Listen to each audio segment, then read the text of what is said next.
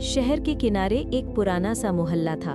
संकरी गलियां, टूटे पुराने घर और उन सब के बीच एक अकेला डाकिया राघव। राघव हर दिन लोगों की चिट्ठियां बांटता, पर उसके दिल में एक कमी हमेशा जलती रहती।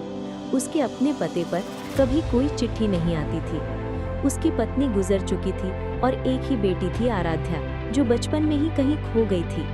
पिछले 16 सालों से राघव हर दिन उम्मीद करता कि एक चिट्ठी जरूर आएगी, पर हर सुबह खाली हाथ लौटता। एक दिन तेज बारिश, मौसम अचानक बदल गया। बारिश की मोटी मोटी बूंदें गिर रही थी। लोग घरों में बंद थे, पर राघव अपनी फटी बरसाती पहनकर रास्ते निकल पड़ा।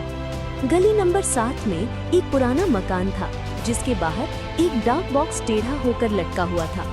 राघव ने जब उसमें हाथ डाला तो उसकी उंगलियों को एक भीगी हुई चिट्ठी महसूस हुई। बहुत पुरानी, पर किसी ने आज ही डाक बॉक्स में डाली थी। लिफाफे पर स्याही फैली हुई थी, लेकिन नाम साफ दिख रहा था, राघव कुमार, सिर्फ आपके लिए।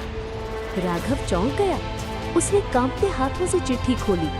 चिट्ठी में लिखा था, पापा, अगर आप ये चिट्ठी पढ़ रहे हो तो शायद मैं बहुत देर कर चुकी हूँ। मैंने गलती की, घर छोड़कर। अब मैं वापस आना चाहती हूँ, पर डरती हूँ कि आप मुझे अपनाओगे या नहीं।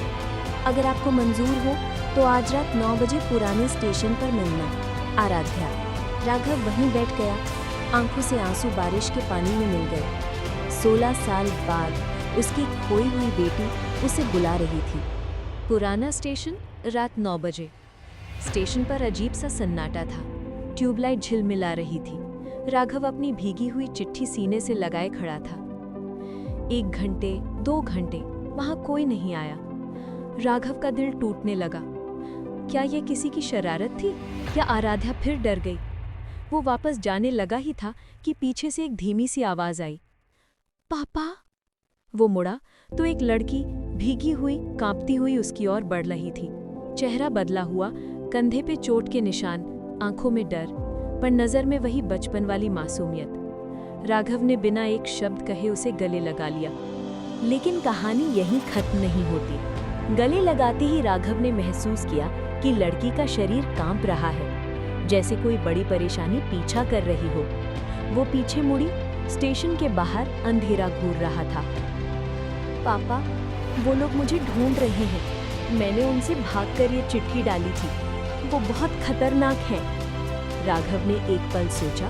वो बूढ़ा था, कमजोर था, पर अपनी बेटी को फिर कभी खोने का डर उससे ज्यादा बड़ा था।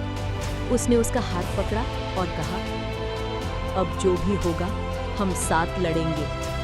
घर लौटने पर एक और सच। घर पहुंचते ही राघव ने बेटी को गर्म खाना दिया, सूखे कपड़े दिए।